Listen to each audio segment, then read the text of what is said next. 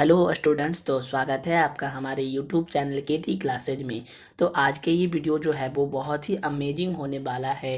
तो आप लोग वीडियो में अंत तक बने रहिएगा और ये वीडियो उन विद्यार्थियों के पास ज़रूर शेयर कीजिएगा जो क्लास 10th के हैं और एग्ज़ाम देने वाले हैं। तो आप लोग अगर इस चैनल पे नए होंगे तो हमारे इस चैनल को सब्सक्राइब जरूर कीजिएगा और अगर वीडियो अच्छा लगे तो आप लाइक ज़रूर कीजिएगा। तो चलिए वीडियो को स्टार्ट करते हैं। तो चलिए देखिएगा यहाँ पर कि इसके पहले वाले वीडियो में हम लोगों ने sine theta, cos theta, tan theta, cos x एक और कॉट थीटा की परिभाषा के बारे में जान लिए थे। आज हम लोग इसमें क्या देखने वाले हैं कि कॉट थीटा यहाँ पे जो है यहाँ पे कुछ ट्रिक है, जैसे पंडित बद्री प्रसाद हर हर बोल। तो मैंने ऐसा यहाँ पे क्यों लिखा, आखिर इसका लिखने का क्या कारण है, तो सुनिए। एक ट्रिक है यहाँ पे, पंडित बद्री प्रसाद यानी पंडित का मतलब हो गया पी और बद्री का मतलब हो गया बी और प्रसाद का मतलब हो गया पी। समझ गए? अच्छा, हर हर बोल का क्या अर्थ हुआ, तो हर हर बोल का मतलब एच और यहाँ पे भी एच और यहाँ हो जाएगा बी। तो आप यहाँ से ध्यान से समझिएगा, इसको हम बस ऐसे कर देते हैं, इसको बटा कर देते हैं।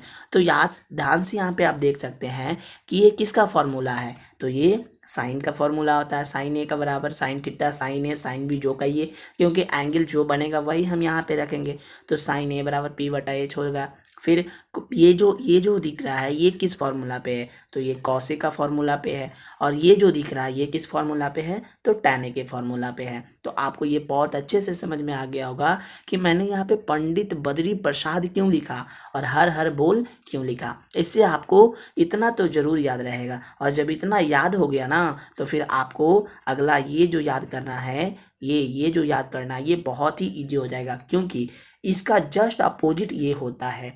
इसके जस्ट अपोजिट ये होता है, बस पलट जाता है। जैसे यहाँ पे बस पी साइन ए है तो कॉस ए के हो जाएगा इसका अपोजिट। तो यहाँ पी बटा एच है तो यहाँ जा करके एच बटा पी हो जाएगा। और यहाँ पे कॉस ए बी बटा एच है, कॉस का उल्टा सेक हो गया तो यहाँ पे बी बटा एच पलट के एच बटा बी हो जाएगा। और यहाँ टैन ए पी बटा बी है तो यहाँ जा करके कॉट ए में बी बटा पी हो जाएगा। तो बेसिकली आपको याद क्या रखना है, पंडित बद्री प्रसाद हर हर बोल।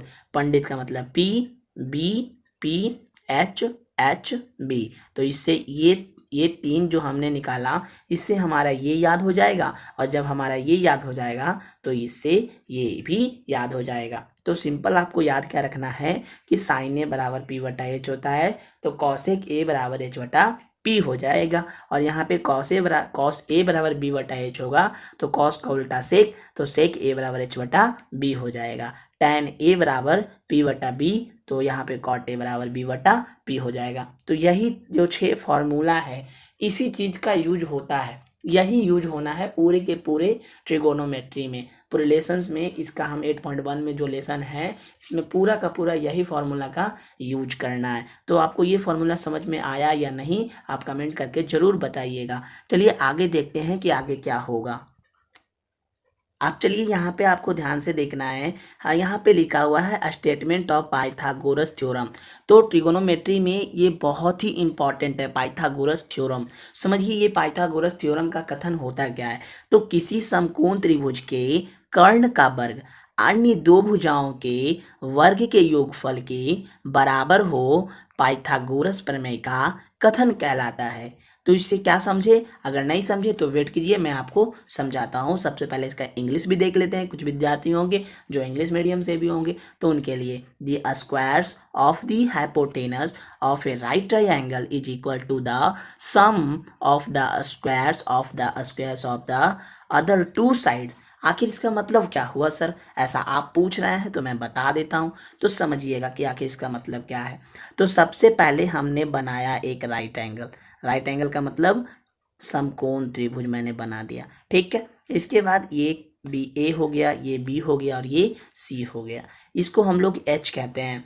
और ये पी हो गया और ये बी हो गया, ठीक है। तो इसी को हम लोग ये जो होता है ये 90 डिग्री का एंगल बनाता है। कितने डिग्री का एंगल बनाता है, 90 डिग्री का। तो ये जो आप फिगर देख रहे हैं ट्राइंगल ए बी सी, यही हमारा राइट एंगल होता है। कौन सा एंगल, राइट एंगल। तो भाई पाइथागोरस थ्योरम कैसे प्रूफ होगा, पाइथागोरस थ्योरम कैसे प्रूफ होगा, ये हमारा प्रश्न है ना। तो मैंने क्या बोला कि कर्ण, तो कर्ण कौन है, ये वाला, इसको हिंदी में कर्ण कहते हैं, इसको लंब कहा जाता है और इसको आधार कहा जाता है। तो कर्ण, लंब और आधार। तो क्वेश्चन क्या बोला, क्वेश्चन ये बोला कि कर्ण का वर्ग, तो सबसे पहले क्या करते हैं, कर्ण का वर्ग कर देते हैं, यानी यहाँ पे लिख दिया हमने कर्ण, कर्ण का वर्ग कर दिए। फिर क्या लिखा, अन्य दो भुजाओं के वर्गों के योगफल। तो अन्य दो भुजा कौन सा था, एक परपेंडिकुलर यानी लंब था और एक बेस यानी आधार था। तो यानी यहाँ पर परपेंडिकुलर यानी लंब, तो लंब का स्क्वायर कर देंगे और फिर आधार का स्क्वायर कर देंगे, फिर आधार का स्क्वायर कर देंगे। तो इसी को पाइथागोरस थ्योरम कहा जाता है। इसको हम शॉर्ट में लिख सकते हैं h का स्क्वायर और इसको p का स्क्वायर प्लस b का स्क्वायर। तो मुझे उम्मीद है कि आपको ये बहुत अच्छे से समझ में आ गया होगा। फिर इसके बाद हम लोग देखते हैं, तो चलिए यहाँ पे देखिएगा, जो अभी हमने प्रूफ किया कि हाइपोटेनस का square is equal to perpendicular का स्क्वायर प्लस बेस का स्क्वायर होता है, ऐसा प्रूफ हो गया। इसी को हम लोग पाइथागोरस थ्योरम कहते हैं। तो आज का ये वीडियो आपको कैसा लगा और ये आपको समझ में आया कि नहीं, हमें कमेंट करके ज़रूर बताइएगा और उन विद्यार्थियों के पास ज़रूर शेयर कीजिएगा जो क्लास 10th में हैं। तो इसके बाद यानी अगले वीडियो में हम लोग चैप्टर वाइज अब हम लोग क्वेश्चन बनाने के लिए